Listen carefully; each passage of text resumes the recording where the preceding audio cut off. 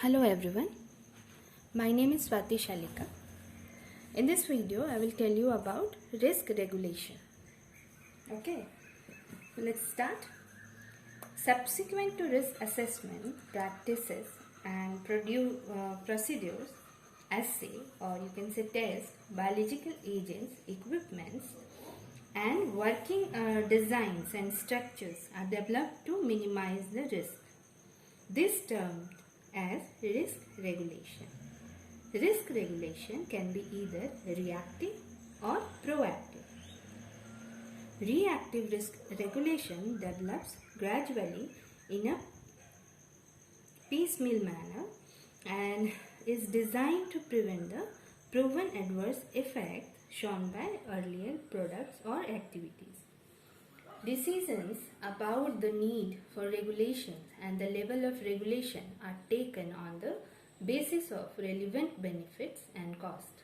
The assay for predictive toxicology, acute and chronic toxicity, mutagenicity and teratogenicity are a part of such a regulation. They are designed due to realized hazard in the past and not on the basis for expected risks. Okay, but a proactive risk regulation is developed to avoid potential hazard that are predicted in advance before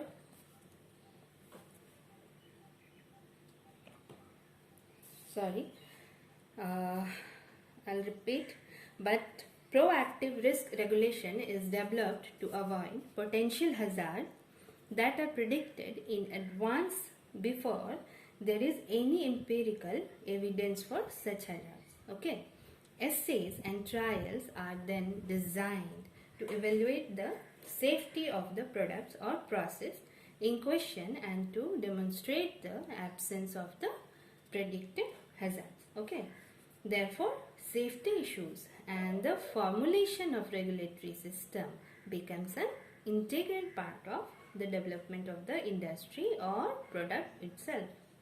It has been argued with considerable justification that a proactive approach is far more desirable than a reactive approach of risk regulation. Okay. Now let's see what is containment.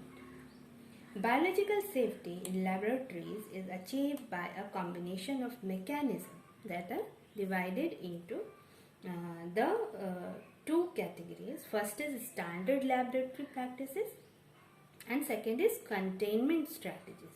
Okay, first is standard laboratory practices and second is containment strategies. A strict adherence to a set of standard laboratory practices that are generally used in microbiological laboratories is the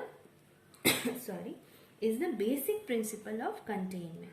Okay, these practices include aseptic techniques and a good knowledge of biology of the experimental organism. All personnel involved in recombinant DNA research must be adequately trained in them. Containment may be defined as a combination of laboratory procedure, laboratory equipments and installations, and host vector systems designed to minimize accidental release of organisms during laboratory operations. Their disseminations and survival in the environment and accidental infection of laboratory workers and of persons outside the laboratory. Okay, containment may be either physical and it can be biological. Okay, so in this video I will tell you about physical containment.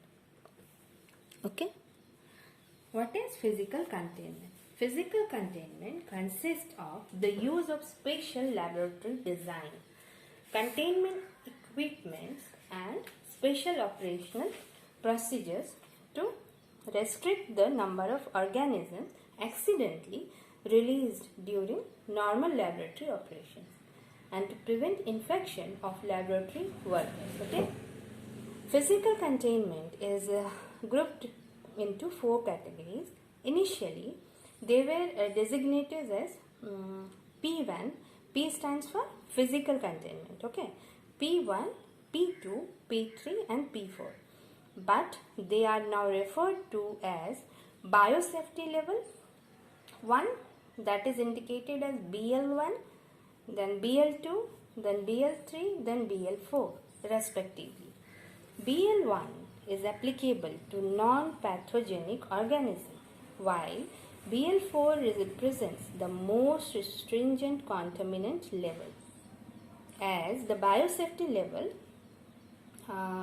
increases, the laboratory design and facilities and the operational procedures become more and more rigid and stringent, so as to minimize the risk of accidental release of the GMOs, that is genetically modified organisms, as well as infection of laboratory workers.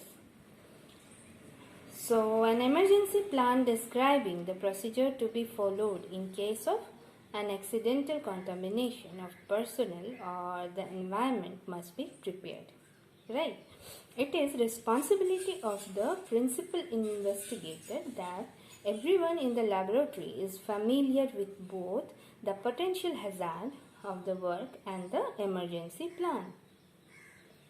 In case the work involves a known pathogen, appropriate vaccine, if available, should be made available to all the workers.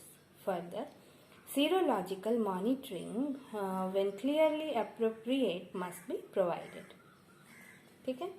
Emphasis is placed on primary physical containment, which is provided by laboratory practices and containment equipment. Special laboratory design provides secondary physical containment for protection against accidental release of organism into the environment. Okay? It is used where experiments of moderate to high potential hazards are performed. Several different combinations of laboratory practices, containment, equipments, and special laboratory designs may be appropriate for containment of specific research activities. A relatively detailed description of physical containment based on NIH guidelines and intended to give the reader a general idea of the containment requirements is given in the records. Okay. So this is all about physical containment. Next video I will tell you about biological containment. Thank you.